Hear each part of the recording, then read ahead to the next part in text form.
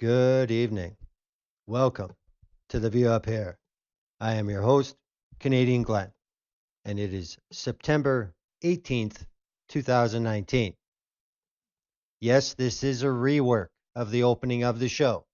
But tonight, why is the state of civil rights missing from Canada's election campaign?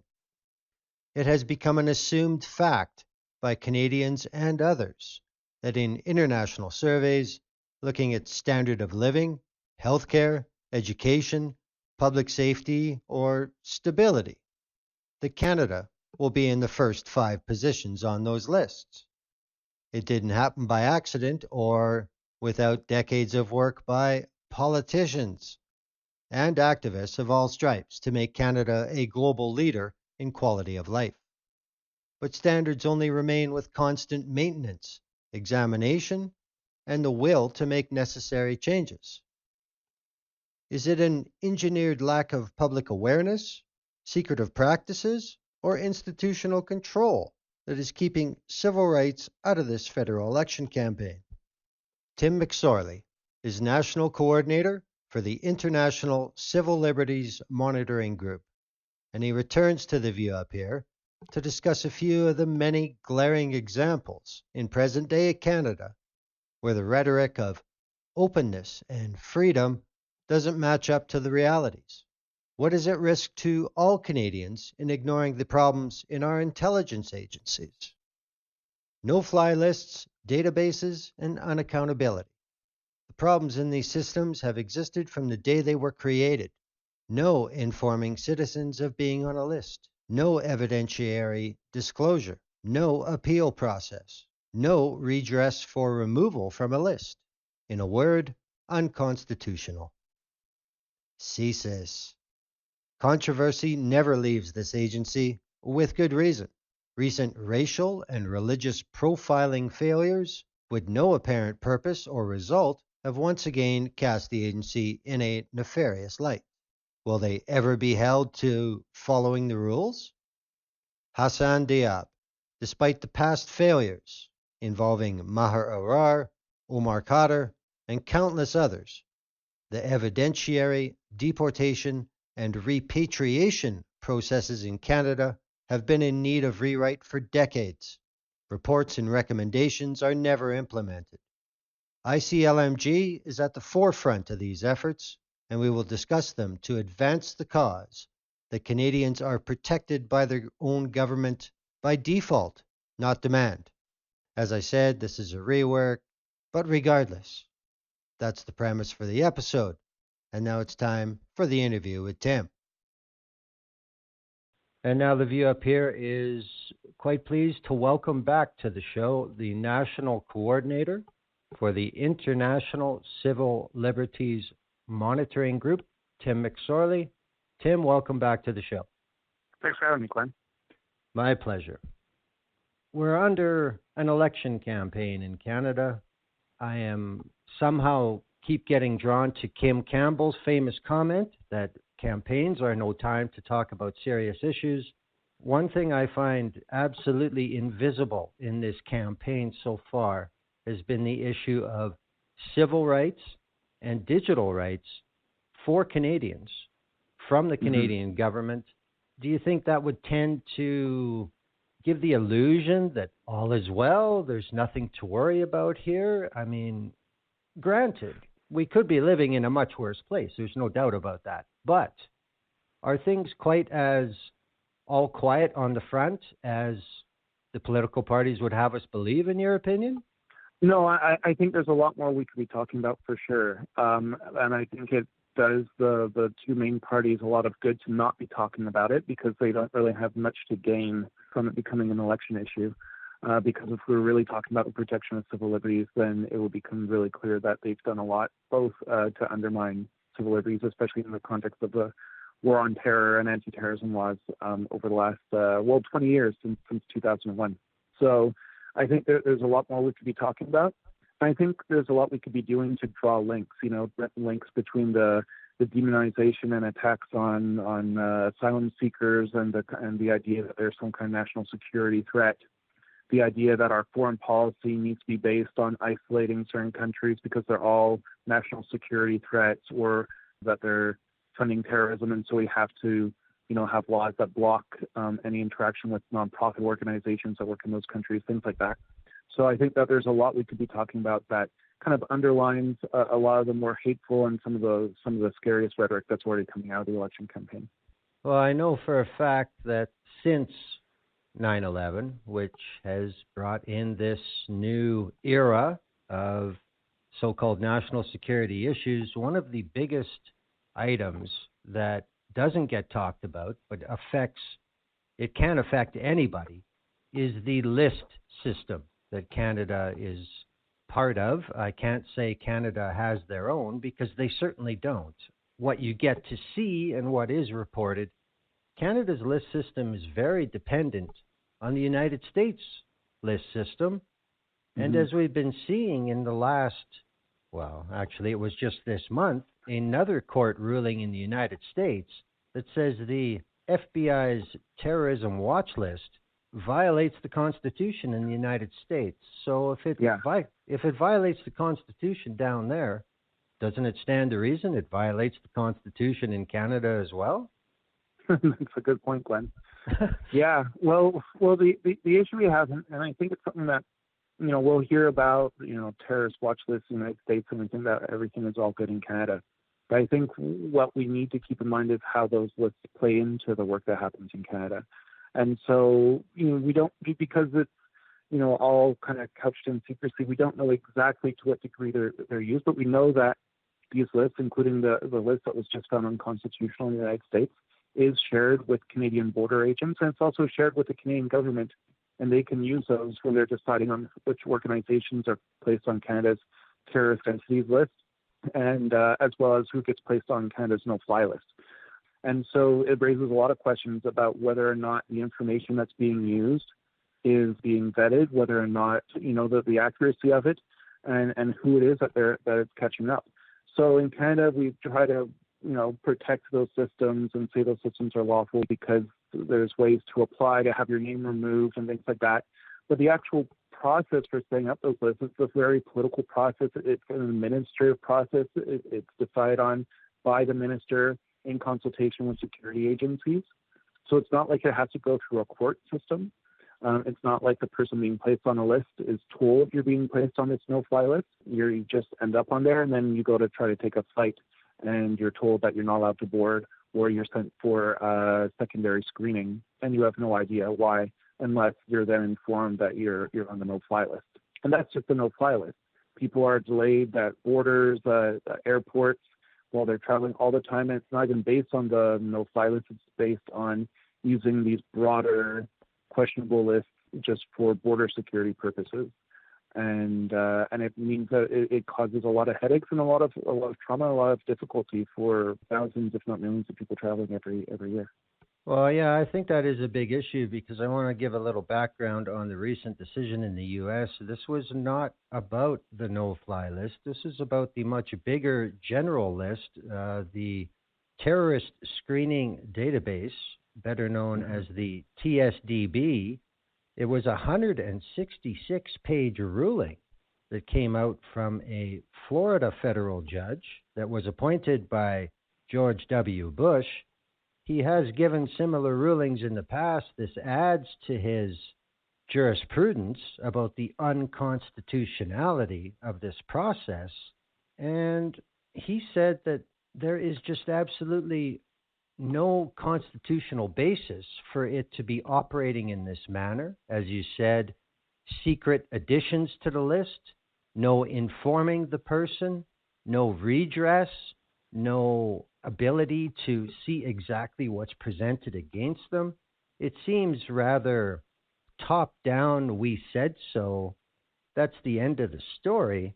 I mean, the United States, for all their faults and rhetoric, there is still a very strong community in the United States that is, their life's work is defending the Bill of Rights in the United States. Mm-hmm. And when rulings like this come out, I mean, it implies the FBI, it implies Department of Homeland Security, it implies Custom and Border Protection. Everybody is involved with violating constitutional rights. How can this go on? Because, despite this ruling, I don't really see anything that's going to change it in the immediate future. But an interesting part of the ruling is that the judge told both parties, the government and the Council on American and Islamic Relations, that brought this lawsuit, representing 23 individuals who suspected they're on this list, because they can't know that they're on this terrorist watch list because it's not public, but who have experienced delays and harassment and interrogation while traveling. And basically the judge has said that it's unconstitutional and that both sides have 30 days to come back with proposed solutions to fix the list. We're still waiting to see what those solutions are. CARE, in their statements, have said that they would like to see an elimination of the list. So we're hoping, that's one of the solutions that's considered. More likely it'll be what happened with the no-fly list in the United States, because this is actually building off of a very similar case against a U.S. no-fly list, where similarly people didn't know they were on the list. People were being put on under very questionable circumstances. And the result was a new system that was brought in. Was that the law was found unconstitutional. And a new system was brought in that's actually very similar to Canada's system for challenging your listing on the no-fly list, which is better than nothing. But we can get into why, we have our criticisms of both the U.S. and the Canadian process for getting off of the no-fly list. But at least there is a process there that's clear that you can go through in order to challenge your listing and have it removed from the list. So we'll see what happens with this TSDB. But for now, we're not sure what the solution is going to be that the judge agrees to. I mean, just looking at some of the articles that have come out, especially about the TSDB, reports are that prior to 9/11, there was, basically less than 1,000 people on this list. And then by 2013, it was up to 680,000. And then by 2017, it was up to 1.17 million.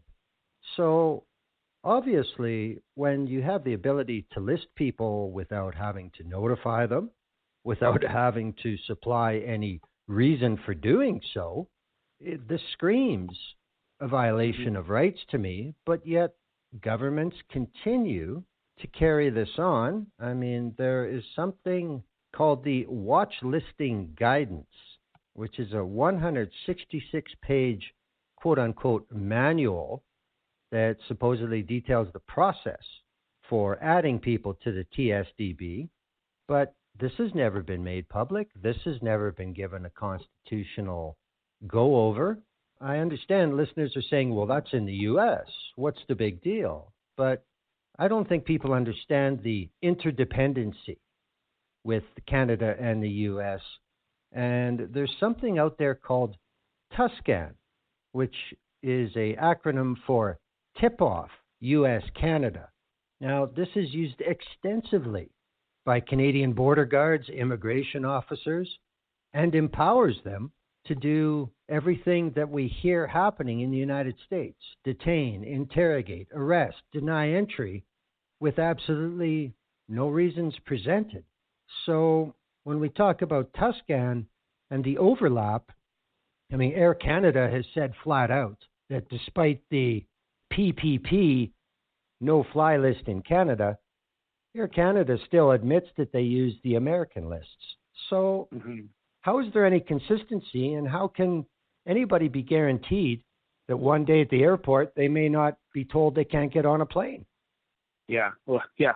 No, there's a lot there to unpack. Just to step back a second, that watch list guidance, if anybody is interested in finding it, it was actually Intercept published it in 2014 on their website, so people can actually find that now. And that's actually what formed the basis for this lawsuit that eventually led to the courts declaring TSDB unconstitutional, because it's such a vague and broad process for listing people that basically, if you're an acquaintance or a family member of someone who's suspected of, other links to terrorism, then you could be added to the list. And that's what accounted for this, exponential ballooning of the terrorist watch list in the United States.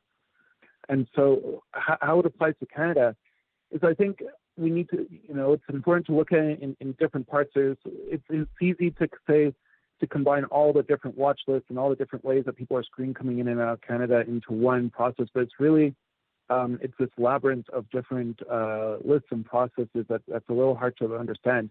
But one of the very first ones, and one of the most important ones, I think, for people to understand, is that when you're coming into Canada, if you require a visa or if you're crossing at a land border, those decisions are being made by Immigration and by Border Services Canada, and they have a wide discretion for blocking anyone from entering Canada or for questioning them as they come in and out of the country. And they're the ones who have access to this Tuscan list and have access to this broad range of information that's now being, declared by the courts as being unconstitutional and being highly questionable.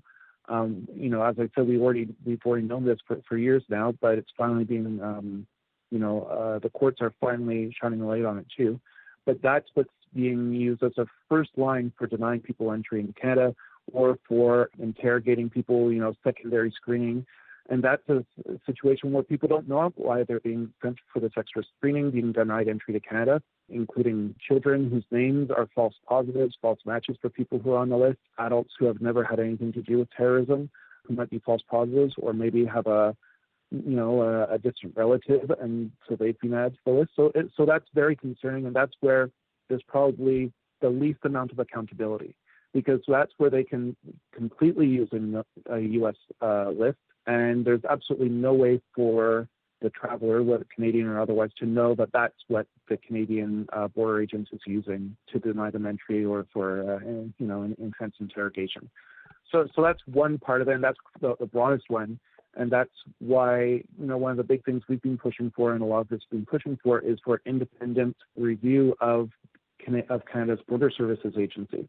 Because right now, if you file a complaint, it just goes to the Border Services Agency, and they get to decide for themselves how they respond to it, whether or not it's an actual issue. So, the overall accountability of border services is a question, and then specifically the use of what list they're allowed to use is another question. So that's one part of it. Then we have the no-fly list, which is a much more regimented list, still kept secret. As far as we know, the government has said that there's 2,000 people on the list, but that was back in 2007. We have no idea how many people are on it now. The no-fly list kids did a study where they figured that could be affecting, if it is just 2,000 people on the list, it could be affecting up to 100,000 people, assuming that there's at least 50 people in Canada who share the same name, and that's how they're screening for whether or not you're the person on the list, is just whether or not your name is a match, whether or not your birthday is close. So it on its own is very concerning. At least we know it exists. We have some basis in law for how it's put in place. But again, they can use these controversial and unconstitutional U.S. lists as a basis for information for adding people to the list. So we need some kind of clarity and accountability. Is the government actually using these U.S. lists? We believe they are. And if so, how are they using it? How are they vetting the information? And one of the easiest ways for them to do that would be to go public and actually publish the no-fly list so that people know if they're on the list, and there can be some kind of accountability. We could have thousands of people on the no-fly list, but we would have no idea in Canada right now. Is it your opinion that if there is a regime going on, Tuscan was created in 1997 as an aid to consulates, and it was repurposed and expanded after 9/11. In 2016, Justin Trudeau and Barack Obama agreed to expand it still further, but yet the Canadian government has never publicly acknowledged its use or basically even its existence. So doesn't that kind of raise some immediate flags if they don't even want to mention the acronym in a statement? Mm-hmm. Doesn't that tell you that maybe it's not exactly free of problems, free of abuses? Yeah, well, I think what it points to, first of all, is that they don't want us knowing it's there. So if you never name it, there's no way through an access to information request, through the work that researchers do, that academics do, that civil liberties, advocates do, that we would ever be able to find that it exists. And so then, of course, you're right. The question is, why don't they want us to know it exists? They'll say that it's because it's for security reasons, that, they don't want the bad actors to know what kind of tools they're using.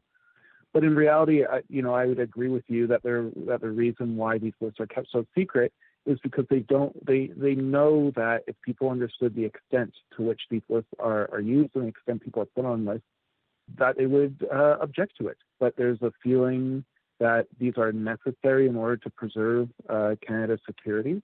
But because of the secrecy around it, there's also never been any independent accounting for whether or not these lists actually are beneficial, or what the cost benefit analysis, if we can put it that way, of how much security they provide versus the degree to which they're violating people's rights. And I think it really speaks to the underlying concern about the war on terror, that there is a feeling that some people's rights, especially Muslim and Arab communities, that their rights matter less in this context than what they see as their job to protect North America as a whole. And that's really the problem that we see at the heart of this, is that this belief that some people's rights just aren't worth protecting, because there's this false belief that by undermining their rights, they're protecting the rights of the majority. Yeah, just in my opinion, I think it's a dead giveaway that if a government uses something that infringes upon individual rights and they do their damnedest to make sure nobody exists, I think that's a pretty good indication that it may not be constitutional. We've seen the establishment to catch up, not equal, but catch up with our Five Eyes partners with civilian oversight of our intelligence agencies. We now have the National Security and Intelligence Committee of Parliamentarians. We have NSIRA, which has replaced the review boards of CERC and the sham of a review of CSE. Do you think there will be any attention paid to this list regime and the way it's used with these new committees, or is this just a new operation with the same basic parameters? Will we see any movement on delving into this stuff and exposing it to the public through these new bodies, or do you think nothing's going to change? It's really early to tell. I have mixed feelings about it personally, seeing how they've worked in the past. So I guess a couple things on that is, first, with a new committee of parliamentarians, we were critical of the legislation that's set up because there's certain restrictions on what they can access in their investigations that we were worried was going to significantly hinder their work. And on top of it, it's a committee that answers to the Prime Minister and not to Parliament itself. And so we were concerned about what kind of redactions would go on, who would be placed on the committee, and what its effectiveness would be. I have to say we've been pleasantly surprised so far with their reports. They've done their last report, annual report, was strong in examining some of the uses of military intelligence, Canada sets its intelligence priorities, and also just around explaining how Canada's national security and intelligence system works. So that's been positive, and there's been some good people put on that committee. But we're going to have to see what happens with the next government and who they decide to put on the committee and what those reports look like. For the NSIRA, it's a new body that goes way further than what we saw with CERC. So CERC was the Security Intelligence Review Committee, and they only looked at CSIS. Now this new body is going to be able to look at all of Canada's national security activities across the board, which is a huge mandate. So there's a lot of possibility of what they could look into. But there's also a possibility that they're giving such a broad mandate. Will they have the resources to do that? Will it be overwhelmed? Will it end up being a more broad and vague report than something specifically about a particular agency? Those are some questions we have about the work they'll do. The positive will be is that they can look at the interaction between CSIS, RCMP, the CSD, Canada Border Services Agency, the Department of Defense, Foreign Affairs. Before, CERC was very limited in its silo and along with the other review agencies. So this will mean that they'll be able to follow the trail if there are things that are of concern. The downside is that the rules around how they operate are similar to what CERC's were. And so it means that largely, even as a review agency, they'll continue to work. A lot of their work will be done in secret. There's a lot a lot of their reports have been very opaque and very difficult to navigate because they're limited in what they can say publicly. And there's big concerns about whether or not Well, not whether or not, but the fact that they're not able to make binding recommendations. So they can recommend things to the government and to the different services, but it's not clear to the public how those are implemented and what the actual results are. So there's still a lot of questions around what those two bodies are going to be doing, especially since the Canadian Parliamentarians is a little over a year old and the NSIRA is maybe 2 months old right now, a month and a half old. So, there's a lot of questions that we see. One thing I think for sure, though, is if we're going to want either of these committees to focus in on the specific question of the list, terrorist watch list, I think there's going to have to be some kind of pressure on them to do so. I don't see it. A lot of the issues that they've looked into so far are ones that have been kind of circulating in the media or in government for a while now, and I think that those are important questions that they've been looking into. But I think there's a bit of a feeling overall that, Canada's no-fly list and the terrorist entities list and how we use watch lists is, we've taken care of that. And so I think there's going to have to be some pressure to give them the reasons and convince them that these are issues that they should be reviewing and putting out reports on. Otherwise, I don't think that they're going to touch it, because both, the terrorist entities list and the watch and the no-fly list in Canada have been found constitutional already. Even though there's problems to them, there's a feeling that, we've dealt with that and we can move on to other things. But I think, especially with this ruling from the United States, we see that there's a lot of underlying questions about how these lists are populated, what kind of information is used to set them up, that should be explored. Well, I think there has been a history in the last 20 years in Canada that when there is a really big screw-up, they do go through the motions. We do get boards of inquiry. We had the report on what happened to Maher Arar. I think just on that, Glenn, it's important. We had the report, but it's taken, the NSIRA was one of the main conclusions of that report. It took over 10 years for them to bring it in place. So I think that's, it's good that we have reviews, but it's this question of, what happens with the recommendations, and does it take, over a decade for them to actually, implement them? Exactly. That's where I was going. I mean, these things move at a glacier's pace, and there is no guarantee that the government of the day will enable any of the recommendations. My question is, I wish it wasn't this way, but do you think that it's likely, considering Canada's history in this field, that for there to be any sort of big push that NSICOP or NSIRA takes a look at the list regime, it will involve another Canadian getting their rights trampled on before anything happens? Yeah, it might. I'm hopeful that we can put out a case for looking at it before it gets to a point as dire as Maher Arar. But I think also we need to also think about it in terms of the fact that there are already numerous people seeing their rights trampled by these systems. But because we're told that, it's just a delay, there's no real harm there. If they weren't a terrorist, they'd be able to get themselves off the list. I think that allows people to accept that these lists are, or that these lists and the impact they have is an acceptable trade-off for national security. And our argument is that it's not. We can tell your listeners about the case of Abdullah al-Malki, who was one of the 3 men who were the subject of another inquiry, the Execution inquiry. Somebody else who was tortured in Syria based on faulty Canadian information, and CSIS was implicated in that through the inquiry that came out afterwards.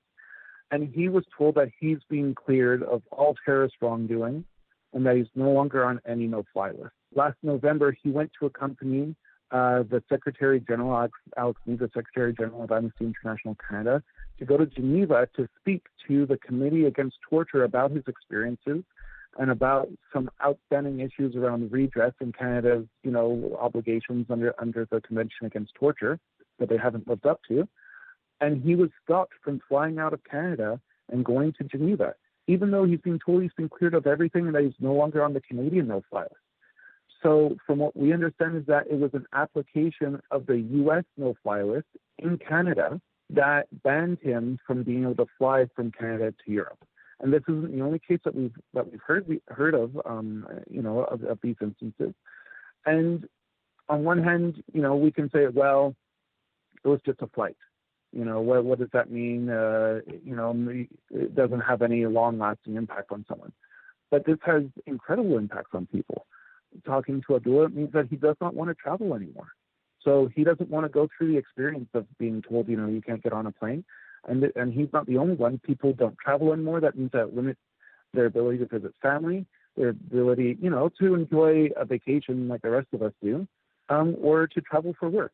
It also has a serious impact on people's emotional and psychological well-being. These questions of, am I being watched all the time? Why am I being singled out?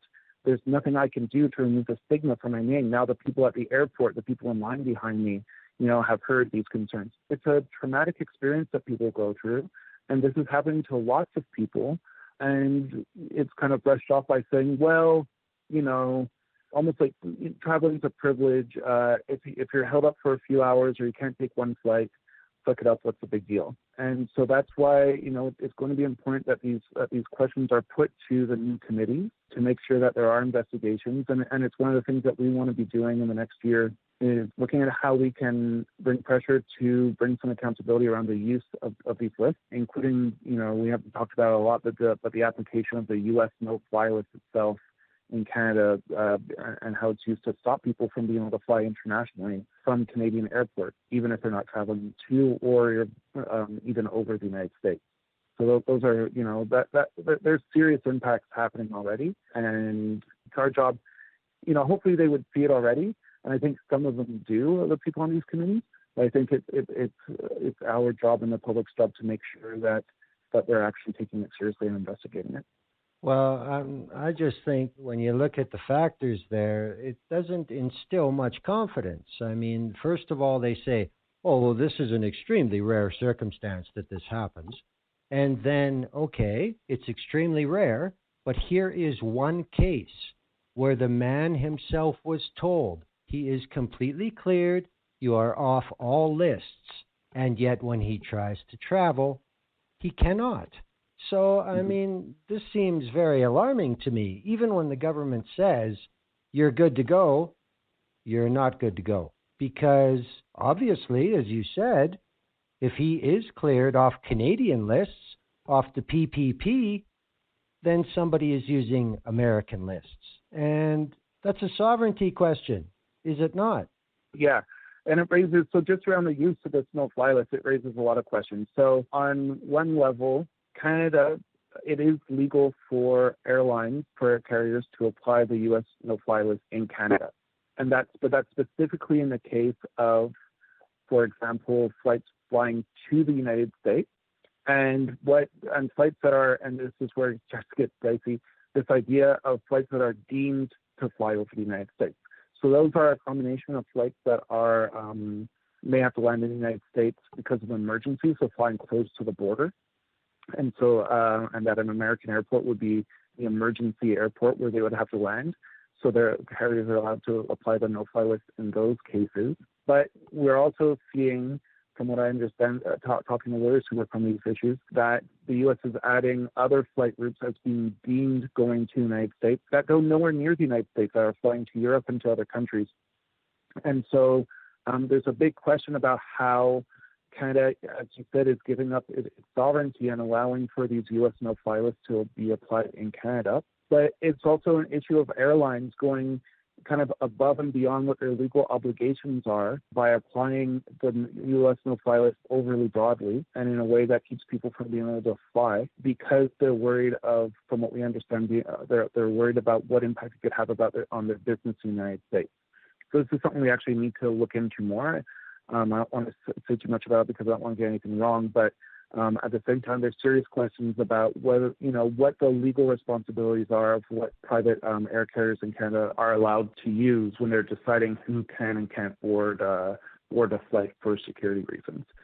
So it's a huge question of sovereignty, but it's also a question of private interest and private companies being pressured to use these secretive lists in order to, for example, maintain their landing rights at U.S. airports. There's a lot to dig into, and a lot to try to that we need to understand in order to properly challenge how these airlines are operating. Well, it's obvious that Canadian carriers using U.S. lists, may be allowed, et cetera, but when we start to get into revenues being involved in landing rights, this seems to be a bit of diplomatic blackmail to me. But the Passenger Protect program, which is the official name of Canada's no-fly list, has been around since 2007, and it was basically codified in 2015 with C-5.1 with the Secure Air Travel Act. There are several problems with this list, and they are not new. And of course, C-5.1 did nothing to address them, but we've seen no addressing of known, documented problems with the Passenger Protect program, especially with C-59 becoming law. What exactly is the specific problems that on its surface, to anyone who takes a look at it, would say that this is an unconstitutional program? I mean, we have the issue of false positives, and good luck ever remedying that. We have the lack of access to information if you do end up on a list. It has a lack of a fair appeal process for being on that list, and it allows unregulated information sharing with, at this point, who really knows who gets to see this stuff. And the biggest factor is, for all these lists and scare tactics, etc., have we ever been shown proof that these lists have prevented any sort of terrorist act anywhere?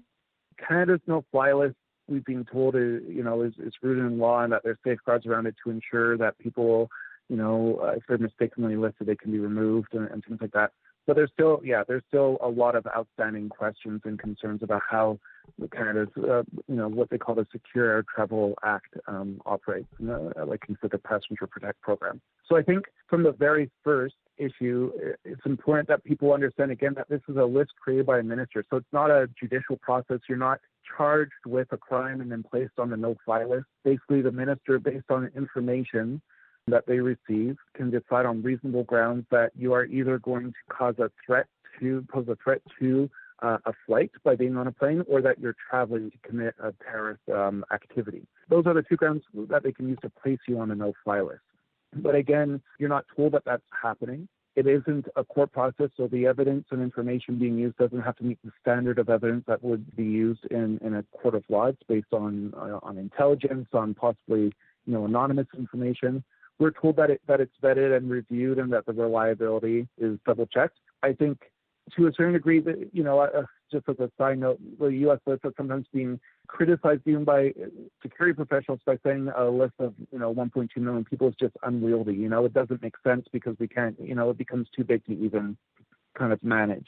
And so they try to assure us that, we don't want a list that has a bunch of false positives and faulty information, because we want a strong list that's easy to manage. But because it's secret, we don't know that for sure, and we don't know exactly what their threshold is for acceptable information and vetted information. So there's a lot of questions about just how the list is put in place and how the minister decides who gets placed on the list.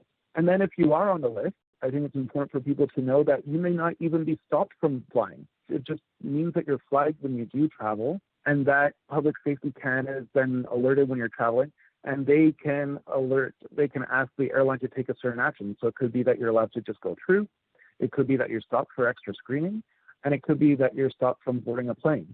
And it's only if you're stopped from boarding a plane that you're actually informed that you're being stopped from boarding a plane and taking a flight, because you're on the no-fly list. So you could go your entire life by going through, hours of interrogation and secondary screening and delays every time you fly, and you would never even be told that, because you're on the Canadian no-fly list, and the government has no obligation to divulge to you that you're on the no-fly list.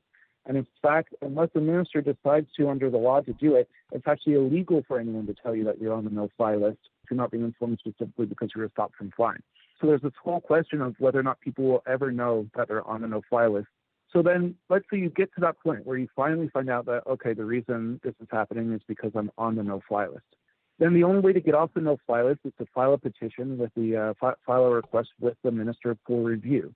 The minister themselves that review the request, and then they can accept or reject the request to be removed from the list. And only at that point are you allowed to go to the courts to ask for a review. At that point, you can be presented a summary of the accusations against you and the information being used against you, but you're not even allowed to have access to the full information being used against you. So you may never know exactly where all this information is coming from, what all the allegations are, how credible the sources are for those allegations, and you're expected to defend yourself based on summary information that you're provided.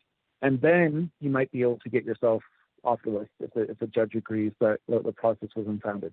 So you can see that every step of the way it's kept in secret. People aren't able to know that they're on the list. If they do know that they're on the list, they don't know what information is being used against them on the list. So even though, the constitutionality has been upheld of the no-fly list, there's serious due process questions at every step of the way about how this plays out and how you can actually challenge your listing. We do all this. We have all these impediments on this, right? We're told that, well, it's all worth it because it's keeping us safe and secure. But there has never been an independent review done of how the no-fly list operates or to what degree it's actually provided for the safety of Canadians. Nothing that we've never seen anything like that. Maybe there's internal documents, government documents that say something like that, but we haven't seen this. And so there's a real question about the effectiveness of things like no-fly list. And, I think that's a question that we need to ask because we haven't seen any studies out of other countries either that have no-fly lists about their effectiveness. We're just told, well, it works. And the reason that we're told it works as well, has there been another 9/11, have there been, aircraft hijackings? And there haven't, which is obviously a positive. But at least the question is, do we need these laws to do that? We've brought in a host of criminal code changes that make it illegal to take part in terrorist activity, illegal to travel to commit a terrorist activity, illegal to facilitate a terrorist activity. There's other laws that have to go through the courts, that go through an open and clear process that they can use to stop people from traveling if they think that they're going to take part in a crime. And so our question is, why aren't we just using those laws in order to stop people from committing crimes? Why do we need these secretive processes that we've never been told if they're effective, but that we do know undermine people's due process rights? Well, the one thing I wanted to make sure that people understood is, as we've said, the Passenger Protect program has been around since 2007. But with the Secure Air Travel Act in C-5.1, prior to that, to be put on the list, it was a committee of senior officials in government departments that reviewed and put you on a list. But after the Secure Air Travel Act, it was the minister, one person. The other thing about it is, prior to that point, every 30 days, Transport Canada provided an updated list to airlines, and the list was reviewed every 30 days. Now it's every 90 days. So, I don't see much goodwill from government to make sure that this works the way they insist it does. When you expand the review period by a factor of 3, what concern do you have that you're treating your citizens' rights correctly? It doesn't compute to me. I don't see any commitment. Of course, C-51 was with the Conservative government, but now with C-59, we see absolutely no regression, no going back to the old way with a committee or every 30 days. They've left this in place exactly as it was. So wouldn't that tell us that despite sunny ways, there's absolutely no impetus to protect rights to the full extent that they could, even under such restrictive laws? Yeah, no, I agree with you, Glenn. A few things on that. You're completely right. They've left in place that it is just the minister and not a committee. They've left in place the idea that it's a 90-day review period, not every 30 days, which can mean that, if something changes in terms of what someone is suspected of or what they've been cleared of, that they are stuck on the list for longer than they need to be. And so they've left it largely intact. There are a couple things that changed with Bill C-59. Not much that I would say is overwhelmingly positive, but, I think it's important to note. One is that it used to be that if you filed a request for a review, so asking for your name to be removed from the no-fly list, that the minister had, I'm trying to remember the number of days, I think 90 days to respond. And if you didn't get a response, then you were deemed to remain on the list, and then you could go to court. But they didn't have to respond. They could just not answer, and then, you take that silence as telling you, well, you're still on the list. Now, I believe it's been up to 120 days, but they have to respond. And if they don't respond by the end of that time period, then you're deemed to have been removed from the list. So if the government doesn't respond to your review request, then you're removed from the list. And so there's kind of this now at least an obligation on the government to have to respond to someone's request to be removed from the fly list. It's a minor thing, though, but that is one change, and it's a pretty egregious thing that, well, we just won't answer you, and then you'll take our silence, You won't know if it was lost in the mail or whatever happened. You'll just have to understand that our silence means that you're still on this list, which is a pretty, on top of everything else, it's kind of a petty approach to not even be able to tell somebody, yes, we're keeping you on the no-fly list. The other thing that they've brought in is the start to bring in what's called a redress system for false positives. So this was the work of this group, the No-Fly List Kids, where a collection of families, a group of families, who came together because they saw that, they found out that their kids were being flagged as false positives because their names were similar to people actually on the no-fly list. And so they pushed for several years. And so Canada is now bringing in a system where at least if you're having delays at the airport, you will be able to apply and be told, no, you're not on the list, and here is a redress number so that the next time you go to board a flight, you can use this number to show that you're not the person being, you're not the person who's actually on the no-fly list.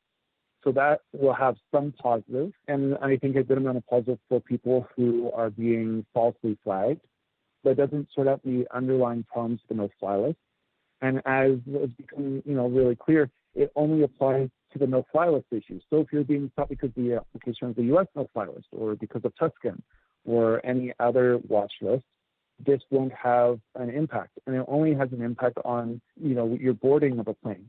So if when you go through screening, if you're being pulled aside, that's not the same thing as your actual boarding. So it'll have an impact, but it's there's restrictions to that impact.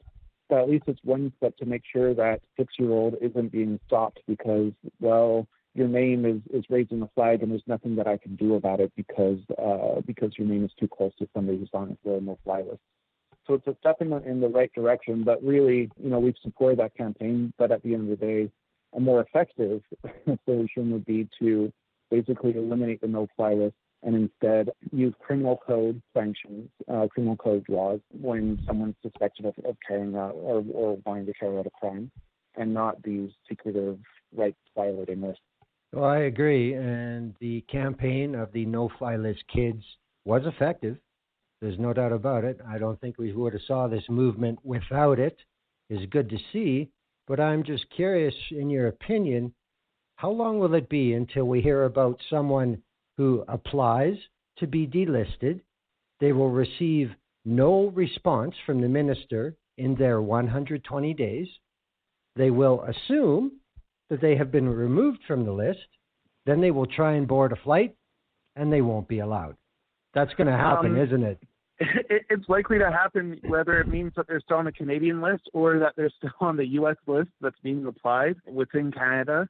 I don't have a lot of confidence. I think you're getting at that this idea that, well, now if you don't receive an answer, then you're in the clear. I think it'll still, there will still be cases where people are stopped from boarding flights, stopped from traveling, even though they think that they've properly gone through the process. Is it a surprise to you that none of the political parties in this election season have anything to say about this regime.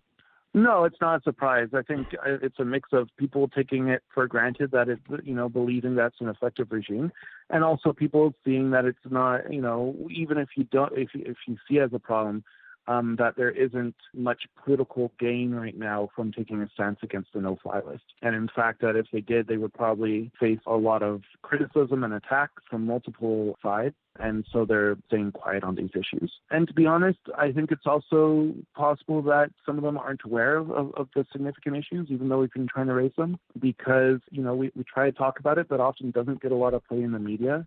It's hard to get these issues out. People see it as being very complicated.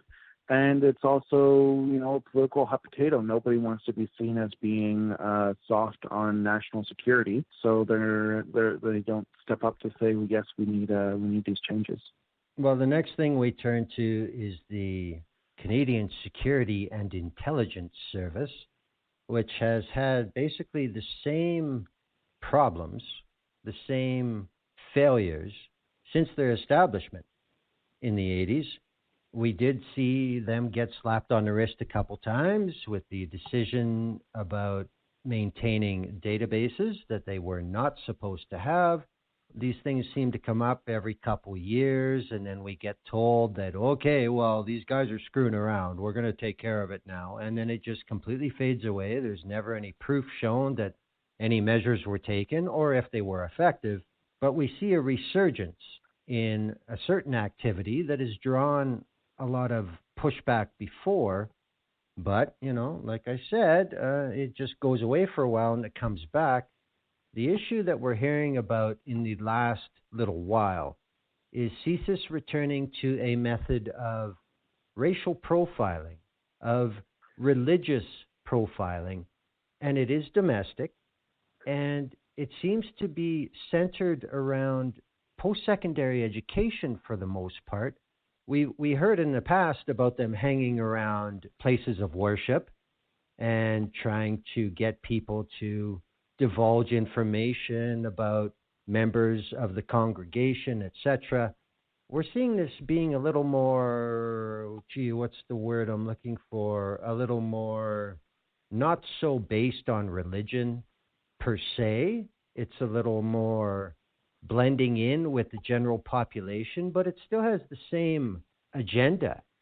And when somebody is a student, and because of their heritage or their religion, out of the blue, they get a phone call from somebody who claims they are CSIS. Now, there's been a lot of talk about whether people have to respond to them, whether they have any legal obligation to be cooperative. Legally, no. And when CSIS is pushed on it, they'll say, well, no, of course not. We're working in Canada. Everyone has the right to say no.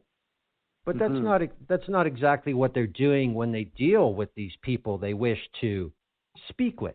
Like I said, we've been seeing this coming up, and it's very spotty. It's very cloak and dagger. People aren't sure what it means or what they should do about it.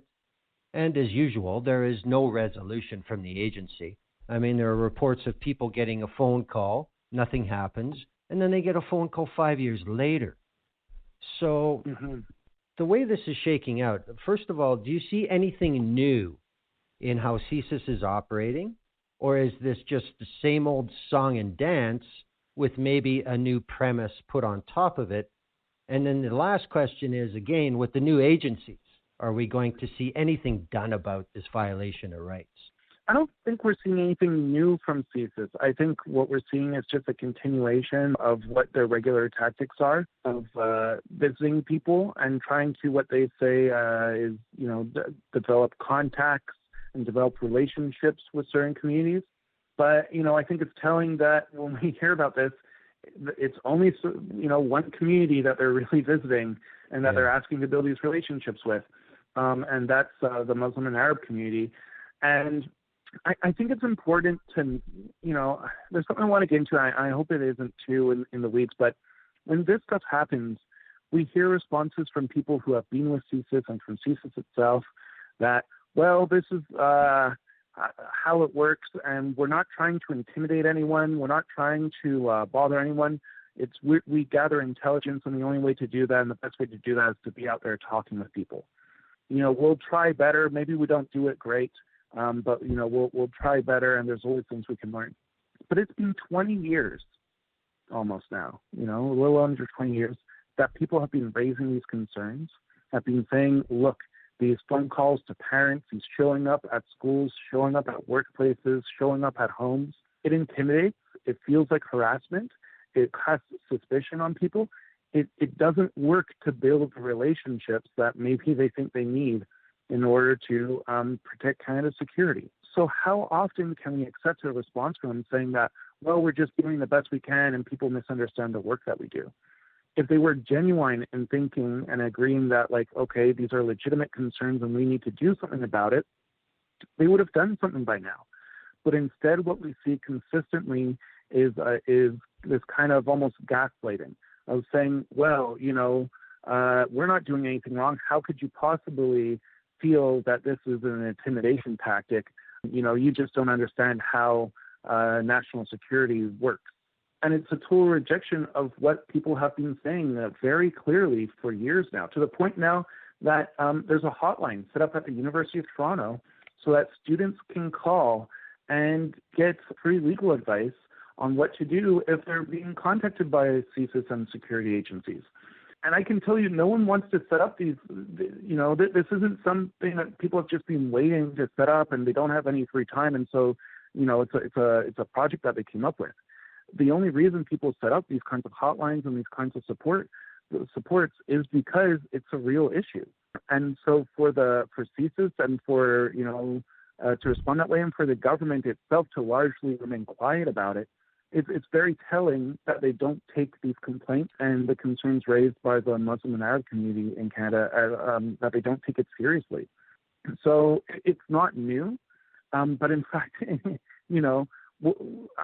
what I think we can learn from is the fact that it's so old and it's been going on for so long now, and that it doesn't change.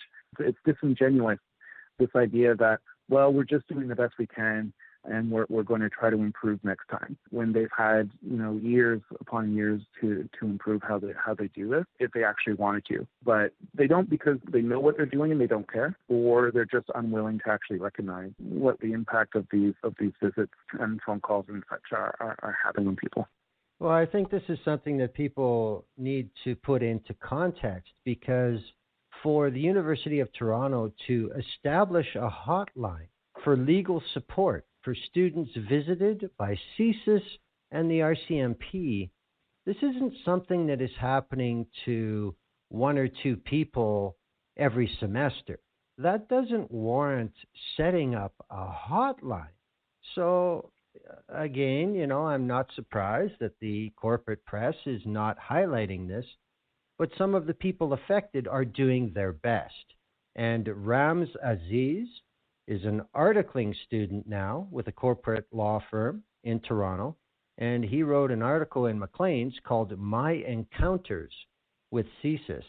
And what we're speaking to here, it's like, oh, well, gee, we're trying, but he asked some very specific questions that deserve answers. He says, should the public not be given the means to understand the nature of CSIS's outreach program? What is the scope? What are the goals? How is success measured? Now, if people knew this, then they might, relax a bit. Do you think that this is something that the Committee of Parliamentarians will do anything about? I hope so. I hope that they see this in the media and that they do something about it. And I hope the new review agency does something about it. I have to say, I'm not sure that they will. Because I'm not sure. I think that there's still a feeling overall that, well, phone calls, it's visits, it isn't really violating anybody's rights. Do we need to be looking into this? So I think it's another issue where there might have to be some pressure and some further questions to have them investigate it. But I think it should be. There's been a couple of good people added to the National Security and Intelligence Review Agency, people who have raised some of these questions in the past. So I think they might look into it. But at the same time, as I mentioned, especially with both, Their mandates are so broad, and they can look into they can basically look into anything they want. It's going to be a matter of how they decide what the priority issues are and whether or not they see this as a priority. I'd say the lack of MPs and politicians taking up this concern after it was all over the media throughout August, it raises some questions to me about whether or not they're going to want to address this on these committees.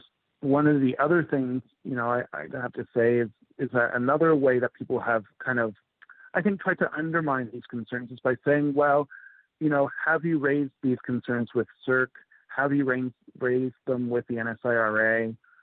There's a complaints mechanism. You could complain to them and see, and then they would decide whether or not CSIS was going outside of its mandate. I think that could be an interesting venue to challenge these things. It bothers me and worries me when people are almost kind of told, well, why are you going public with this without going through these review agencies?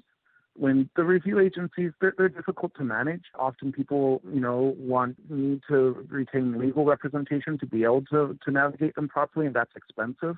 It's almost like we're convinced ourselves that, well, a few phone calls or a visit at school isn't that big a deal.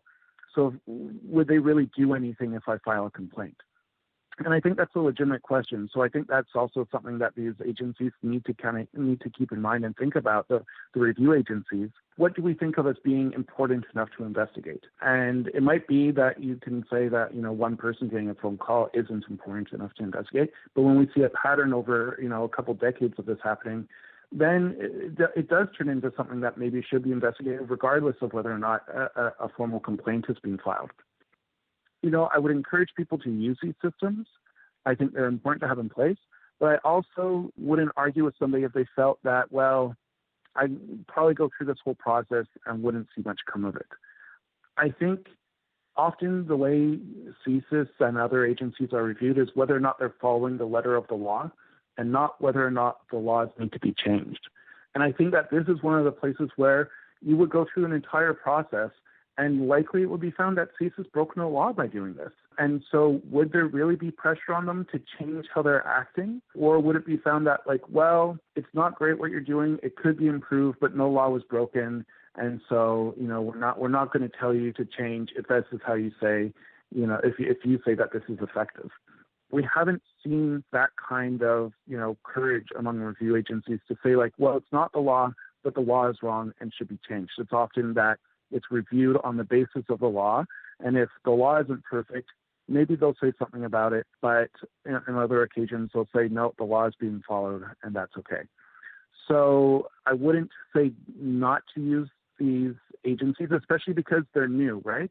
And so there's a possibility, I think, that their agendas and the tone that they take and the focus that they take can still be, are still being developed. But at the same time, I think that the way that these agencies work and the response that people have gotten over the last 20 years to these concerns, I can't blame anyone for cynicism around whether or not their complaints would actually be taken seriously and that something would come of it. And I think that's why people feel the need to go public and write op-eds in the Toronto Star, write op-eds in the Claims, set up a hotline, make that the news in order to have people talking about it.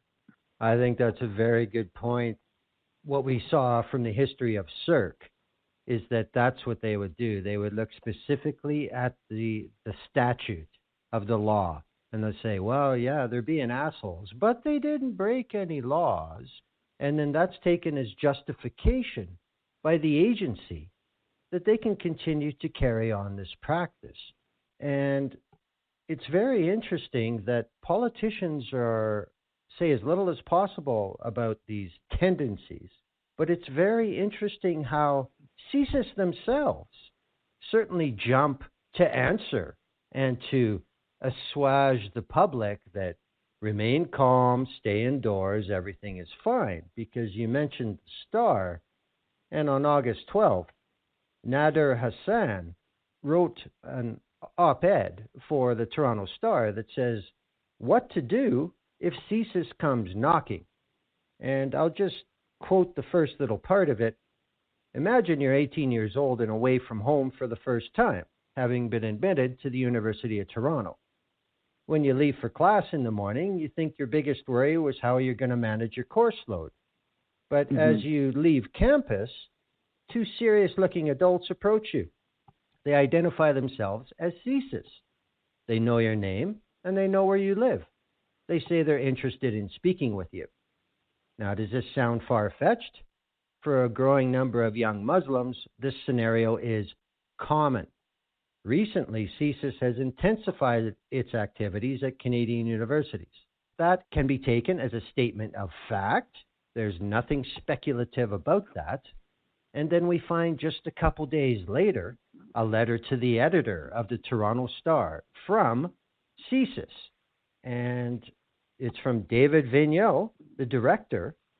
And I wanted to take this opportunity to respond to the portrayal of CSIS in the opinion piece.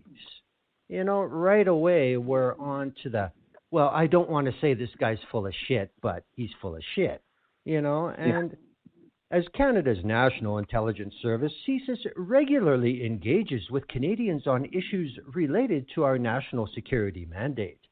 When we seek cooperation or assistance from Canadians, we emphasize that discussions are voluntary. Yeah, I'm sure you do, but yet we have numerous accounts of people being approached by CSIS that say, I believe I would like to retain legal counsel.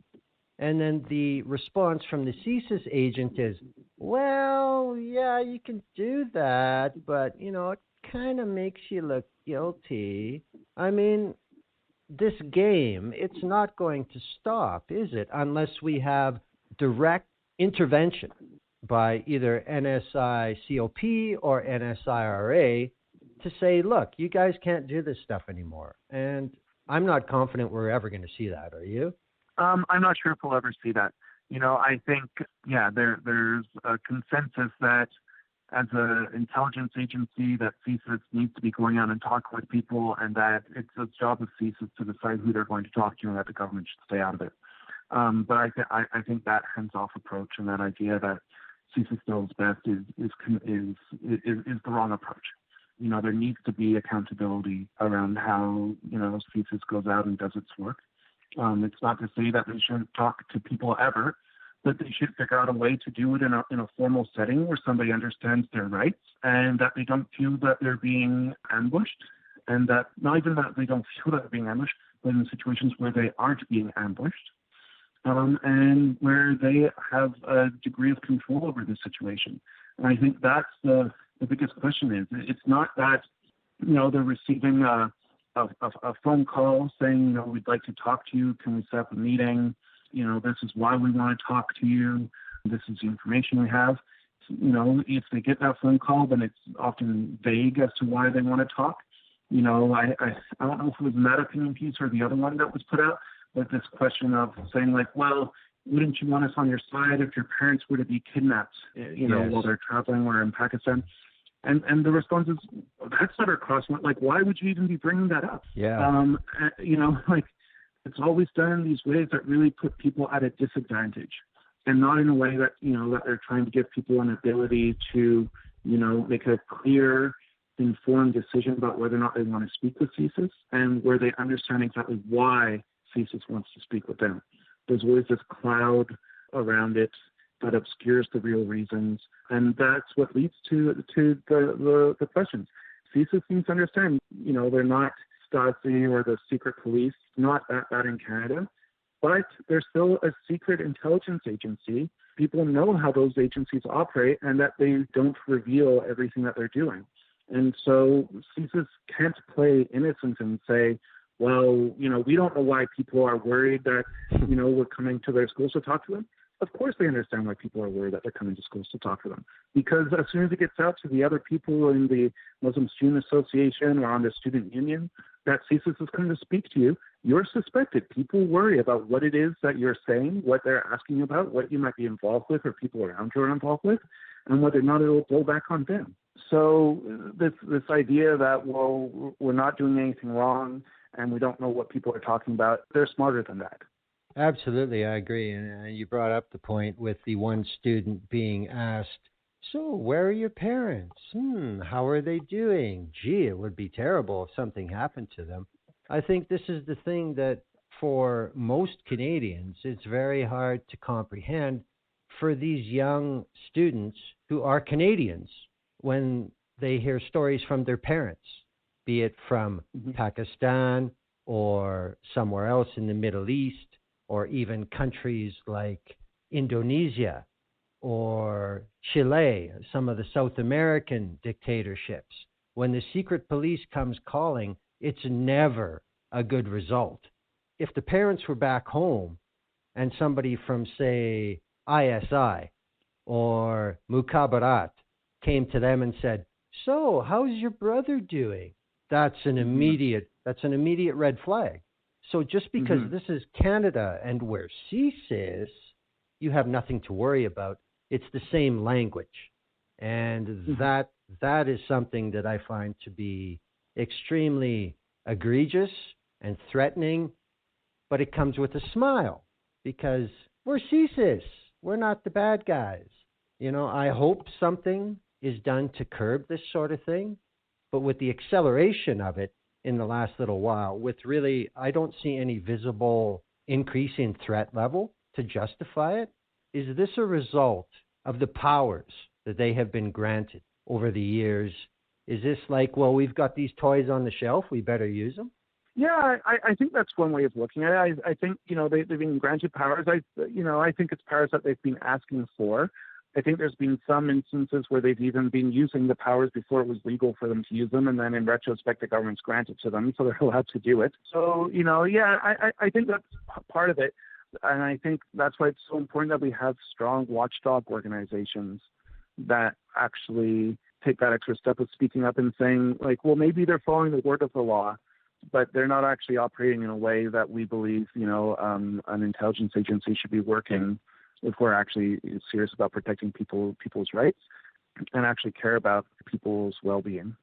Well, the one case that has been in the conscience of the Canadian public more over the last few years than any other by far, in my opinion, has been the case of Dr. Hassan Diab, a Canadian citizen who was indicted in France for a terrorist act in 1980.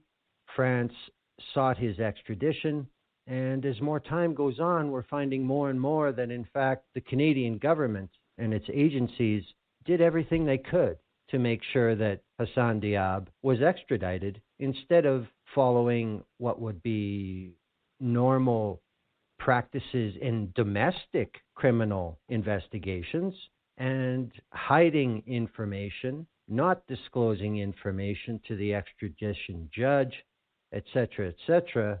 At the end of the day, the French appeals court throws it out, and Dr. Diab comes home after spending more than 3 years in prison in France, and at the end of the day, there's no charges. So obviously, this is a breakdown in the system. He has been going very public with a lot of help to say, okay, already, we had Maher Arar, we had Omar Khadr, we had Abdul Taif and other men who have been sent off without grounds. What are we going to do about this? I think we did get a little more movement than we could have expected out of the Harper government with what they called a inquiry, but the results of that inquiry doesn't seem to have satisfied anybody at all. And I know ICLMG has been very involved in Dr. Diab's case. What is the big picture on this from your point of view? The big picture and the big ask that we have right now is that there needs to be an independent public inquiry into both Dr. Diab's extradition to France and also Canada's deeply flawed extradition laws overall. So I think you summarized it well. He was sent to France on evidence that even the Canadian extradition judge said, would never hold up in court here. He spent 3 years in almost near solitary confinement without ever going to trial. I think that's the important thing that people need to realize is that in France, if you're accused of terrorism activities, their laws are even more draconian than in Canada, and you can be held in prison while they're investigating it. So he was held in prison while they were investigating, and eventually, as you said, the judges found that there wasn't enough evidence for the case to proceed to trial. The main big finding was that he was likely, not that he was likely, but that he was in Lebanon writing exams at the time of the bombing. So he's back in Canada now, and there's been these amazing and disturbing revelations about the role that Canadian Department of Justice officials played in ensuring that the extradition went through. So, for example, there was an instance where fingerprints were sent from France to Canada for the RCMP to compare to Dr. Diab's fingerprints. It was found that those fingerprints did not match. And when the prosecution, the Department of Justice on the prosecution side knew this, but they never revealed that to the defense because it wasn't something that was entered into evidence by France. And there were instances where the Canadian government, the Department of Justice officials knew that France was, delaying the case in order to try to find new evidence because their case was falling apart. And they repeatedly told the judge, we don't know if they're looking for new evidence. We don't know when France is going to be ready to proceed. And so, there's a lot of serious questions about how Canada operated in the extradition of Dr. Diab that led to him, going through this horrendous experience. And just to add to what he went through, he missed the birth of his son, the first 3 years of his son's life. He missed the funeral of his father. So there's a real it's a horrible story, a real impact on his life, on the life of his family, and he deserves answers. And what we've seen from the government so far is a real lack of willingness to dig into it and really give clear answers. At first, the government's response was to hold an internal review, which was rightly criticized as being a conflict of interest because the Department of Justice would be investigating the Department of Justice. And so that, was abandoned by the government. Then they said, okay, we'll do an external review. So they brought in Murray Siegel, who's a former Deputy Attorney General of Ontario, and he did a review, and he just came out with a report that was a complete whitewash. That basically said, I found that the government lawyers did nothing wrong. That they just fulfilled their obligation under the law to, represent France in the extradition case, and that, despite all this, everything is fine. Here's a few recommendations to maybe make the process better. And in fact, the way he frames it is to make the extradition process go faster and be more streamlined. So it really wasn't, his findings weren't in line with actually, justice for Dr. Diab and assuring that, people's rights aren't violated in the future, but rather just to kind of, improve the extradition process. So, basically what we see is the government refusing to act. And so that's why we're continuing to call for an actual public inquiry, similar to the inquiry into the case of, Maher Arar or the Yakubuchi inquiry or any others, that would be able to really get to the bottom and make strong, clear recommendations about what needs to be changed in Canada's extradition law. And I think it's also important to note that it's not just us, because we're working with Dr. Diab who are saying this. Legal experts across the country, independent of Dr. Diab's case, have criticized Canada's extradition law as being too weak, as being flawed, and in need of reform. There's other instances that have nothing to do with national security where we've seen problems with the Extradition Act. 98% of people who are requested on extradition are extradited. It's not 98% of those people who there's a clear, strong case against. It's that Canada is extraditing people on very minimal evidence. We need an investigation into this. We need an inquiry. And so far, apart from the NDP, we haven't had, especially during the elections, a clear call for a public inquiry. The NDP raised it several times in the House of Commons, but, unfortunately, although maybe not surprisingly, it hasn't come up during the actual election so far. Yeah, I think that is something that has been rather brushed over by the corporate media. The weight and the number of the groups that have been calling for a full public inquiry. I mean, we're looking at ICLMG, Amnesty International, BCCLA, the Criminal Lawyers Association, the Canadian Association of University Teachers. This is a diverse group that has no direct involvement with Mr. Diab in any form, but everybody is saying this is ridiculous. And again, this is the default excuse, is it not, from committees in the past? Well, they followed all the laws, and nothing said about the laws suck, which is the actual problem, is it not? Yeah, what we need is a government that's willing to actually say that and admit that, yes, there is a problem with our extradition laws. And, this is a little new for us. I can't say exactly what it is that's keeping the government from being willing to examine the extradition laws. I don't think it's just the case of Hassan Diaz. I think that there's other issues at play here in terms of the number of countries Canada has extradition agreements with. Any reveal that could impact relations not just with France, but with other countries. So I think, there's politics, there's deeper politics at play that go beyond this one case, but this is a clear example of why we can't wait any longer. I want to say, too, that one of the things we're doing to push for this is we've set up a new campaign. We actually published a webcomic that does a really good job, we think, and we've gotten good feedback so far, of telling Dr. Diab's story, his story, his family's story, about the impacts of the extradition laws and why there needs to be an inquiry. So we have that up on our website at ICLMG.ca right now. And along with it, there's a tool set up so that people can easily, just by entering their postal code, can send a letter to all the candidates in their riding during the election, asking them to commit to calling a public inquiry and taking action to fix Canada's Extradition Act. So all that's up on our website, and we really think that by sending these messages to a candidate, because that's one thing is, we've been talking to the Department of Justice, we've been talking to people, MPs who work on national security, but there's probably a lot of candidates running for government right now who don't know the story of Dr. Diab or why there needs to be an inquiry into the extradition law. And so, having people send these letters to their candidates could do a lot to make sure that whoever is elected takes a stance on this, and also that just becomes an issue during the election. Since we launched it, about 150 letters sent so far. At first, it was just going to MPs, and it's just been the last week that we've set up so that people can send to the candidates in their riding.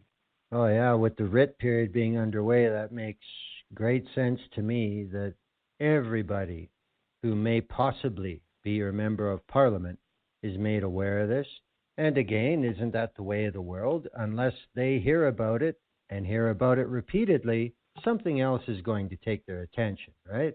Yeah, that's it. There's so many issues, and valid issues that people want their representatives to engage in. It makes sense. We need to, raise a bit of noise to make sure that that MPs and candidates for Parliament are actually taking action and actually know about it. Well, I would say from just my experience and admittedly my opinion, what ICLMG is doing here with the web comic is it does tell the story. And it's quite clear that something is wrong with this system. So I invite people to go there and check it out. Dr. Diab has said he did not take part in the Siegel inquiry because he said right from the start, nothing's going to get solved here. They're just trying to whitewash it. And then at the end of the day, this is exactly what we have. I'm sure if there is an actual public inquiry with the powers that are granted to public inquiries, Dr. Diab will be cooperating, will he not? In a public inquiry, definitely. He has said that, he would cooperate with the public inquiry because it's independent. It can get to the root of the issue. It has the powers to compel testimony and compel documents. So, he has said that under those circumstances, he'll participate. I think the one question, too, though, is the terms of the inquiry. So one of the issues with the external review wasn't just the powers and the independence of it, but that the terms of it were to only look into Dr. Diab's case and not to examine what happened in France and not to examine the issues with the Extradition Act overall. And so I think those are a couple of issues that would have to be discussed and might come up.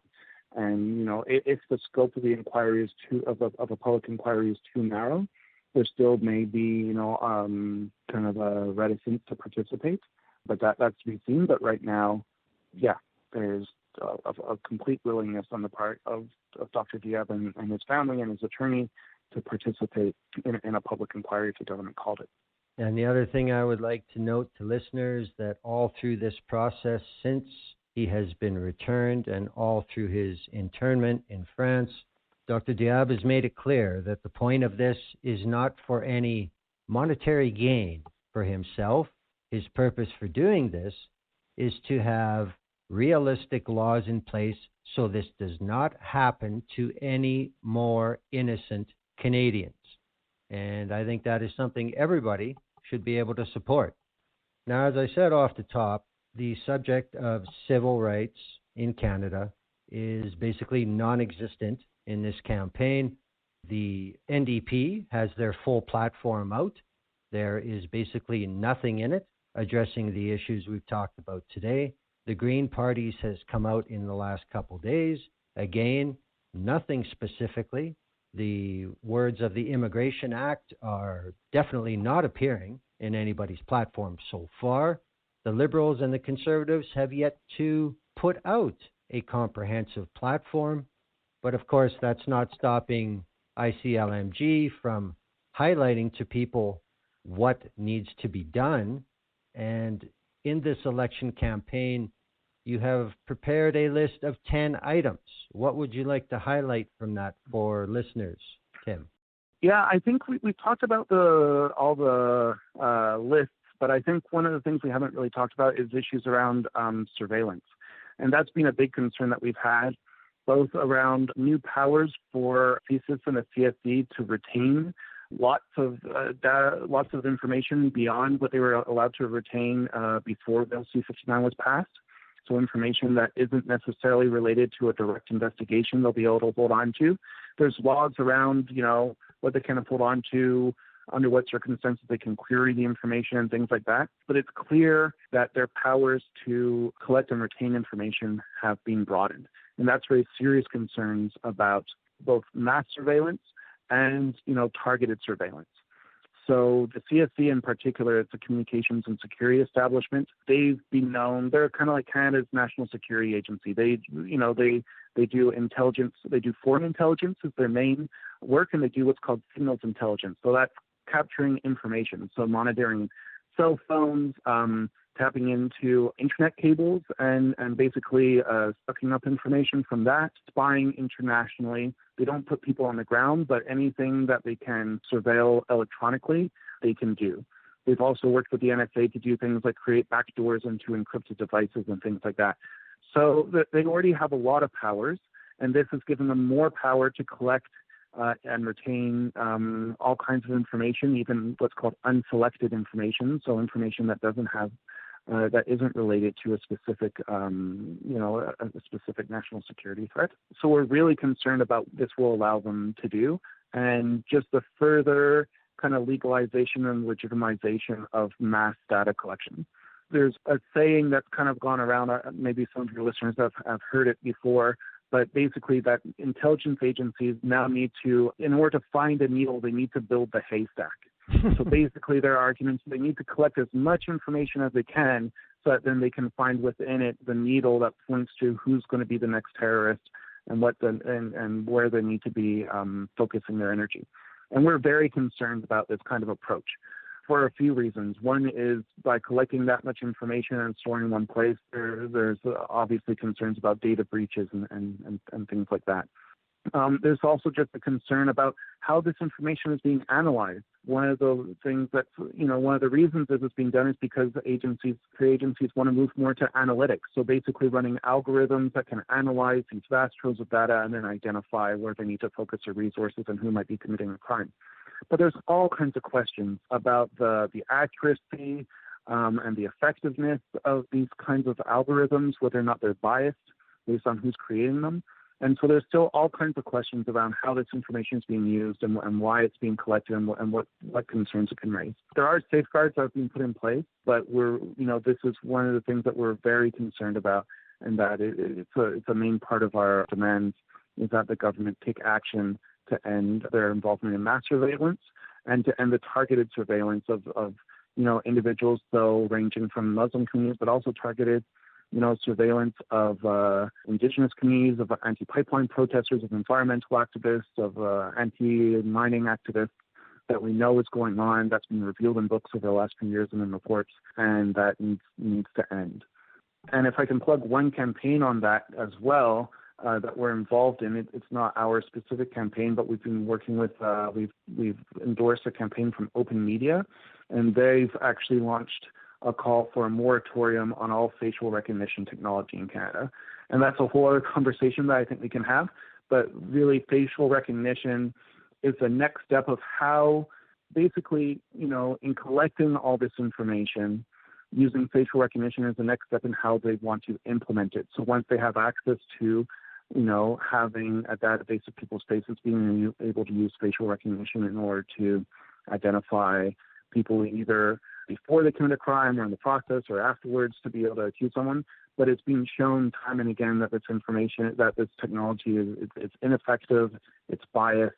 And so, we're really happy to be that Open Media is running this campaign, and people can find it on openmedia.org. And we'd encourage you to take part to call for a moratorium right now on facial recognition technology in Canada. We've actually seen that in some jurisdictions in the United States. I believe it's San Francisco City Council just put a ban on all use of facial recognition by police and security agencies in their city. And there's a push at a national level too in the United States. So there's definitely, this isn't just happening in Canada. It's something that's being raised as a concern, across the United States and I believe in other countries as well right now. So, yeah, that's one of the issues that we're really hoping will become an election issue, and that politicians start talking about where they stand on this, because that has serious impacts for everyone. Do you think that the root bitch about all these overstepping incidents, all this jurisdictional gray lines, is it all because of our inter-cooperation and interdependence with the United States? Would it be accurate to say that the United States intelligence community has much too much influence and say on how the Canadian intelligence industry conducts itself? I think that's one part of it. I think that just globally, the U.S. security apparatus has a huge amount of weight, has a huge impact on what other countries do. I think Canada's participation in the Five Eyes alliance with U.S., UK, Australia, and New Zealand puts a lot of pressure on Canada. We just saw Canada had been a bit of a holdout regarding encryption technology, so there's been a lot of pressure from the UK and from the United States and from Australia for Canada to join in and say that we need laws to allow security agencies to get around encryption. So, for example, have a way around encryption in WhatsApp and Signal and Telegram, things like that. So I think that there's also pressure coming from there. But I also don't want to let just Canadian politicians and Canadian agencies off the hook. I think that there is pressure from the United States, and that has an impact that Canada needs to keep up. But at the same time, there's been an incredible willingness among Canadian politicians to want to keep up. And I don't think it is just a matter of being pressured and having to go along. I think a lot of these security first ideas, these ideas that, we need to take firm, decisive action, this idea that Muslim and Arab countries and Muslim and Arab communities are, the primary threat to Canada's national security. This isn't just coming from pressure from the United States. These are Canadian politicians and Canadian agencies that are also espousing this idea, and we're quick to rally behind it after 9/11. And so I think that, to a certain degree, there is pressure, and I think it comes from this there's the tit for tat. Well, you need to go along with these security measures, or else there's going to be economic impacts as well, or we're going to close down the border and things like that. I think that's real, but I also don't think that Canada is just an unwilling partner being forced into it. But rather, there's a lot of interest in Canada that want to go along with this and see, a benefit, whether it's to their problematic worldviews or to what, the real issue that provoking fear helps people hold on to power. And so I think that's really there too. So, it's a bit of both, but I don't want to let Canadian politicians and agencies off the hook by saying that, well, if the United States wasn't putting this pressure on, that maybe, we wouldn't have the same thing happening here. I don't think that's what you're saying, but I think that's a common argument that that we hear, well, there's not much we can do, and we hear that from politicians too. There's not much we can do. It's what the United States wants. We could bring in laws and say that we're not going to share this information with the United States, but we know they have the technology to find it out anyways and to spy it. So why even legislate against it? We've heard that from people, and it's frustrating. It's depressing, and I think that's why it's necessary that they hear from the public to know that it isn't. That people aren't satisfied with those kinds of answers and aren't satisfied with where things are at right now. I agree with that, and I find a paradox in that because, I agree with you, as you said, well, we're part of this group, we're part of Five Eyes, and everybody's doing this, so, we have to go along, but yet, when you look at the establishment of the National Security and Intelligence Review Agency and the National Security and Intelligence Committee of Parliamentarians, Canada is the last of the 5 nations in Five Eyes to establish this type of oversight. So how come they weren't so anxious to get with the program and establish these review agencies a long time ago? It's a definite paradox, isn't it? So there must be motivation within the Canadian political sphere to play this game, correct? Mm-hmm. Yeah, no, I definitely think you're right. I think, we're happy to go along with stronger powers, but not with the review.